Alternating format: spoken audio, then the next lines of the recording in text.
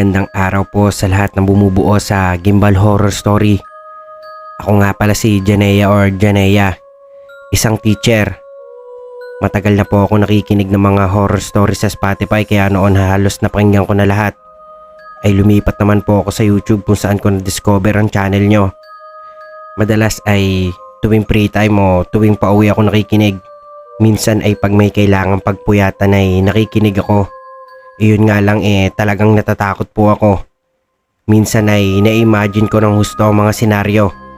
Madalas feeling main character po kasi ako . May question po ako sa inyo, Sir Gimbal. Kayo po ba ay naniniwala sa mga diwatang nagbabantay sa isang lugar or mga duwende? Mga di tulad sa atin na hindi mga multo pero hindi rin natin nakikita. Ako po noong una ay hindi po ako naniniwala. Hanggang sa may nangyari sa amin magkakaibigan. Naging dahilan para galangin ko ang mga lugar na pinupuntahan ko. Hindi naman po sa hindi ginagalang. Masyado lang kaming nalibang ng hustong magbabarkada. Ito yung unang trip namin dahil lahat kami noon ay graduate na ng college. 21 na po ako nito. Para po sa mga magtatanong hindi po ako naabutan ng K-12. 16 pa lang ay college na ako. To make it short, 21 ako gumraduate sa kursong education. Mga may ito ng taon, Sir Gimbal. Kasagsagan ng pagbibitch at syempre as ay fresh graduate nag-decide din kami ng mga kaibigan ko mag-beach. 7 po kami noon sa grupo. Ako, si Kayla, si Lee, si Aaron, si Kay, si Marie, at si Chris. Road trip lang kami noon tapos ay nagtayo kami ng tent sa beach dahil nga wala pang work ay pinili namin yung ganoong setup para makatipid. Katulad po ng iba, Sir Gimbal hindi ko na sasabihin sa inyo kung saang beach ito. Basta beach sa Batangas. Marami naman pong beach doon, hindi ba? Hapon na kami na makarating noon sa beach. Nag-setup lang yung mga boys ng tent. Tapos kami syempre picture lang. Nag-iho pa kami noon at nagluto ng kung ano-ano. Syempre, Sir Gimbal, sa mga magkakaibigan, hindi maiwasan na magkaroon ng maingay, hindi po ba? Hindi naman kami ganoong kaingay nung una.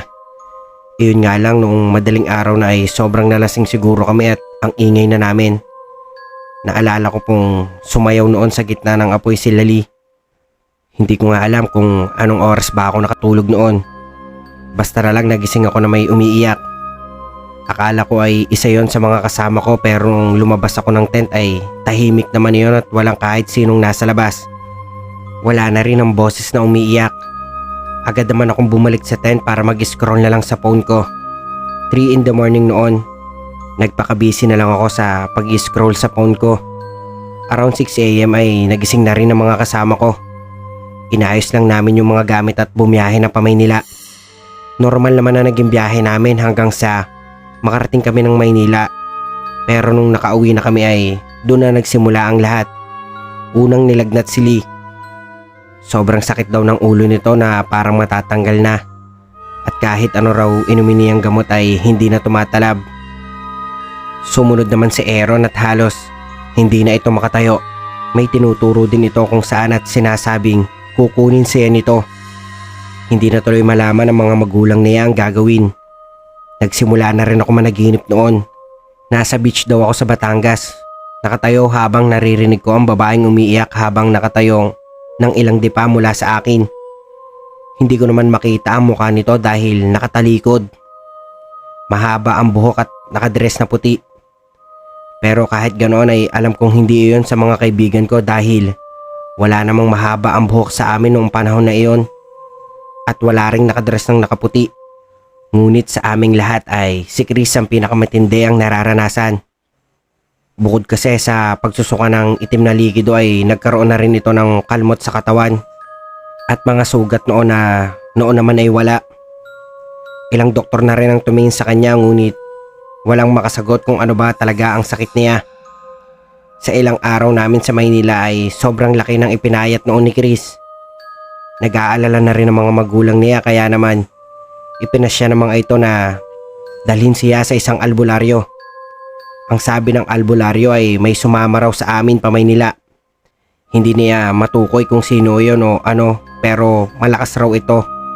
Kaya sinabihan niya kaming bumalik kung saan kami nanggaling bago mangyari ang lahat at balikan ang nagambala namin. Kaya naman nagpasya kami magkakaibigan ng bumalik ng Batangas. Bago ang araw ng alis namin ay naalala kong umuwi ako noong gabi. Galing akong BGC dahil may mga meet up kami ng mga blackmate ko. Noong time na iyon ay nasa Japan ang mga magulang ko for their anniversary at day off ng mga kasambahay namin. In short ako lang mag-isa sa bahay. Matapos ilak ang mga pinto ay umakyat na ako sa itaas para magpalit ng damit at makapag-shower na rin. Nasa kalagitnaan ako ng pagsasabo nang makarinig ako ng tawa. Tawa ng isang babae. Noong una ay akala ko background music lang yun sa audiobook na pinakikinggan ko. Nakikinig po kasi ako noon sa audiobook habang naliligo ako. Love story naman po yun kaya naman hindi katakataka kung may tumatawa. Ang kaso noong pinakinggan ko ulit ng mabuti ang audiobook nasa part iyon na iniwan ng lalaki yung babae. Doon napakunot ang noo ko. Bakit ka tatawa kung iniwan ka ng taong mahal mo? Binilisan ko na lang maligo at lumabas na ng shower room. Hinanap ko agad ang phone ko at mas lalo akong napakunot ang noo ko nang i-check ko iyon. Nakapost kasi ang kwento, bagay na hindi ko naman ginawa. Wala rin iyon sa kalahati at tila nasa umpisa pa iyon ng libro. Bigla akong kinabahan, Sir Gimbal. Ano yung naririnig ko kanina? Bumalik ako sa kwarto ko nang makapagbihis na. Maghahanda na sana ako sa pagtulog at panonood ng Netflix nang mapansin ko ang mansa ng dugo sa kama ko. Nagtaka ako noon. Wala naman akong mens pero bakit may dugo? At saka isa pa sa pagkakatanda ko wala iyon kanina. Tinignan ko iyon at habang tinitingnan ko yan ay unti-unti iyon lumalaki. Hanggang sa napuno yung bedsheet ko ng dugo. Napaatras ako at nanginginig na napalunok. Ang dugo kanina ay unti-unting bumubuo ng imahe. Imahe ng isang babaeng may mahabang buhok.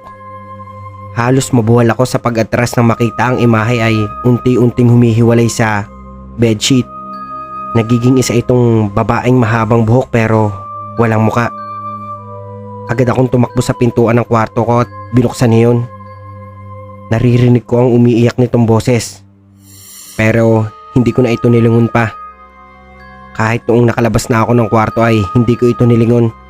Halos malaglag ako sa sobrang pagkakatakbo pababa ng hagdanan. Kulang na lang ay liparin ko ang hagdanan para lang makaalis. Hanggang sa makarating ako sa main door ng bahay. Akmang bubuksan ko na iyon pero hindi ko na ito mahawakan. Tumagos na yung kamay ko sa doorknob. Nanlalaki ang mga mata kong tinignan ang aking kamay. At halos mahimatay ako nang makita kong hindi talaga iyon mahawakan. Napasandal ako sa pintuan dahil doon. Hanggang sa mapansin ko ang ibaba ng hagdanan. Nandoon ako, Sir Gimbal. Umas tamang sabihin na nasa baba ng hagdanan ng katawan ko at kaluluwa lang ang nakatayo sa tapat ng pintuan. Naririnig ko muli ang tawa ng babae. Mula sa ibaba ay nakita kong lumabas ang babae mula sa kwarto ko. Ang mabilis na pag-urong papunta sa hagdanan. Opo, umurong lang po siya dahil hindi naman po nakasayad ang paa niya at nakalutang siya. Nakakabingi rin po ang tawa nito, parang naka-max volume yun sa tenga ko. Ang lakas-lakas ng tawa nito na para bang masisira na ang eardrums ko. Napatakip na nga lang ako ng tenga at nagsisisigaw sa takot. Hanggang sa may maramdaman akong yugyug. Yugyug na kung sino. Hawak-hawak nito ang magkabilang balikat ko habang niyuyugyug ako. Napadilat ako noon at napabangon ng higa. Halos mabuwal ako noon sa biglaan kong pagkakatayo. Nang mapansin ko na nasa kama ko ako at nakahiga.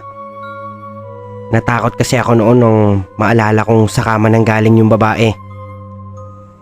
Takot na takot rin ako na iniligid ang paningin ko habang iniisip ko kung paano ako nakatulog at kung kailan ba ako nakatulog.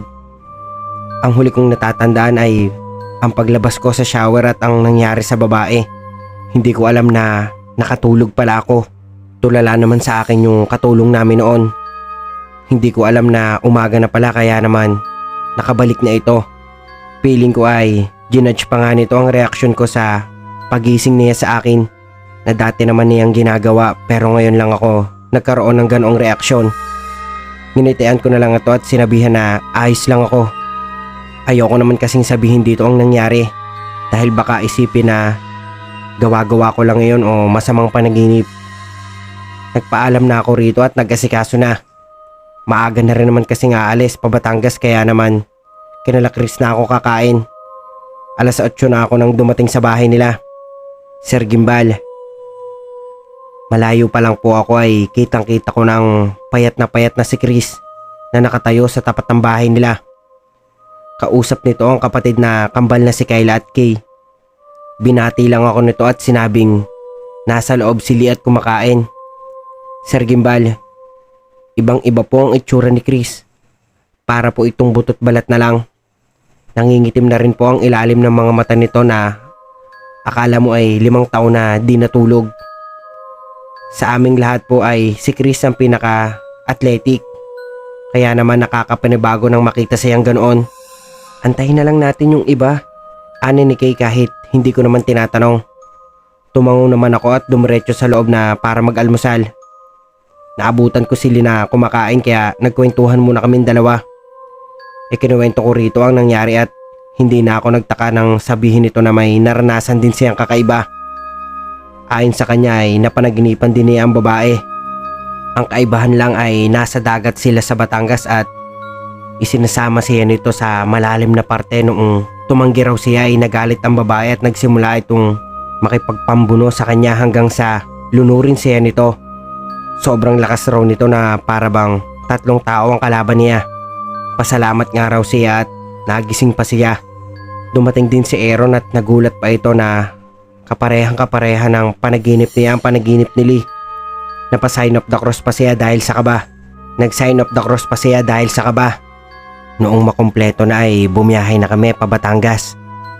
Kasama namin noon ang 30 years old na kapatid ni Chris na si Kuya Carlo. Yung 12 wheel na ba ng ginamit namin at siya ang nagdadrive.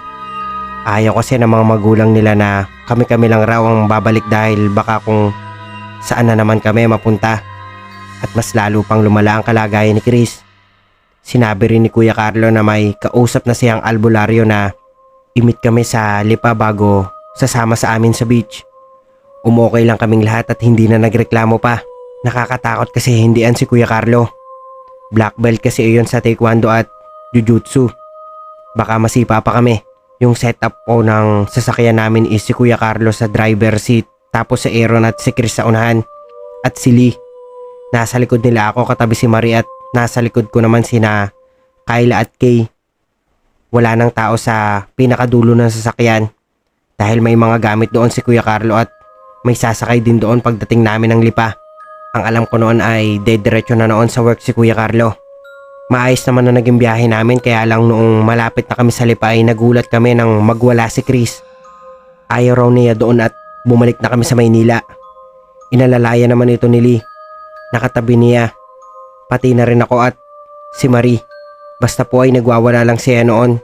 Galit na galit ito na parang papatay ng tao kung hindi namin siya ibabalik sa Maynila. Nagtangka pa itong sakalin si Kuya Carlo na nagdadrive pero buti na lang ay napigilan siya ni Lee. Hanggang sa magsuka na ito ng kulay itim na likido. Sir Gimbal, first time ko po noon na makita na magsuka si Chris ng itim na likido. Sir Gimbal, first time ko po noon na makita na magsuka si Chris ng itim na likido. Kwento lang kasi nilala iyon naririnig ko pero noong oras na iyon ay nakumpirma kong totoo ang kwento niya. Ang isinuka po nitong likido ay may mga maliliit na isda na parang baby pa. Ang hirap po ma-explain pero yung isda na sobrang liit po na kulang na lang ay maging tuldok. Napakabaho rin po noon at parang may amoy na imburnal pa. Panay na ang dasal noon ni Marie. Nilinis naman nila yung suka na halos maduwal-duwal pa siya. Ako naman ay nilagyan ko na maanghang si Chris na siyang tulog na pagkatapos nitong sumuka. Nakarating na kami noon sa lipa. Si Aaron at Kuya Carlo na lang ang bumaba pagbalik nila ay may kasama na silang isang lalaki. Ang ine-expect ko pong albularyo ay yung katulad sa mga horror movies na may balbas at matanda na. Maraming iba't ibang jewelry sa katawan pero ibang iba po yung namit namin. Nasa early 30s pa lang ito at tila ba naligaw lang ito na lokal na may dalang backpack. Naka-t-shirt lang ito at nakamaong na pants. Nakangiti pa ito nang mabuksan ni Kuya Carlo ang pinto ng kotse. Pero nagbago iyon nang makita niya si Chris. Siya ba? Tanong niya kay Lee at tumango naman. Hala sige, bilisan natin at malakas siya. Sumakay ito sa pinakalikod ng kotse at pinaandar naman agad iyon ni Kuya Carlo. Mga 10 minuto pa ang biyahe namin bago kami makarating sa beach. Pagbaba ay halos walang tao dahil maggagabi na rin yun. Medyo traffic na din kasi sa EDSA at nagantay pa kami sa albularyo kaya medyo natagalan. Naunang bumaba si Kuya Carlo at si Aaron. Sumunod naman ako at yung kambal. Noong si Lina at si Chris ang bababa ay muling nagwala itong si Chris. Ayoko dito. Nagpupumiglas ito sa pagkakahawak ni Lee. Tumayo na rin yung albularyo at hinatak na rin si Chris dahilan para mapatingin si Chris dito bago magsalita. Ikaw? Ikaw na naman? Putik naman. Anito na para bang kilala na niya ang kaharap. Chris, tarantado ka. Saway ni Kuya Carlo pero sinabihan lang siya ng albularyo na tumahimik dahil hindi na raw si Chris ang kaharap namin. Tinawag ng albularyo si Aaron para magpatulong na hilahin si Chris palabas. Tumulong naman ang huli at pinagtulungan nilang hilahin palabas si Chris. Nagwawala pa rin siya pero iba na ang itsura niya ngayon. Puno na ito ng kalmot at sugat. Puti na rin ang mga mata nito. Nakakatakot pa nga yung paraan ng paghila nila kay Chris. Parang mababali na ang buto niya sa sobrang payat. Hindi ka na talaga nadala. Singhal ng albularyo pagkalabas nila kay Chris. Hawak pa rin ito ng dalawa naming kaibigan at pilit na tinatatagan ng loob. Sila, nagulat at napatras kami ni Kyla at Kay nang biglang maging babae ang boses ni Chris. Nagtago nga sa likod ni Kuya Carlo si Marie. Sila ang dapat madala. Akin ang lalaking to. Muling sigaw ni Chris. Tumawa ito ng nakakapangilabot kaya naman isang sampal ang binigay sa kanya ng albularyo. Ibinaba nito ang backpack at may nalabas na parang anting-anting. Pasensya na po Sir Gimbal. Hindi ko po kasi alam yung tawag doon. May inilabas din itong parang palanggana. Inutusan kaming lagyan iyon ng tubig. Natatakot pa kaming lumapit sa kanya pero tumalikod na ito at nagsimula na ang orasyon. Si Kuya Carlo ang gumawa ng inuutos niya dahil halos hindi kami makagalaw sa takot. Sila ang gumambala sa aking tahanan. Muling sigaw ng babae. Inisa-isa nito kaming tingnan. Bago muling nagsalita, hindi nila ginalang ang tirahan ko. Ngayon, ako naman ang gaganti. Ani nito bagong humisi. Hindi naman siya pinansin ng albularyo at patuloy lang ito sa pagkalansing ng mga dala niyang kung anong gamit. Nakakapit lang ako kay Kayla dahil natatakot na rin ako. Lupaypay na ang katawan ni Chris at parang wala na itong dugo. Para bang mahihimatay o mawawalan na ito ng hininga anumang oras. Habang nagdadasal o nag-uurasyon yung albularyo ay tumatawa lang yung babae sa katawan ni Chris. Malakas na din ang hangin. Ang pumapain lang sa amin na halos matangay na kami. Opo, ganoon po kalakas ang hangin na napaatras po yung dalawang may hawak kay Chris at napasandal pa nga si Aaron sa kotse dahil sa impact noon. Patuloy lang sa pag-uurasyon ng albularyo.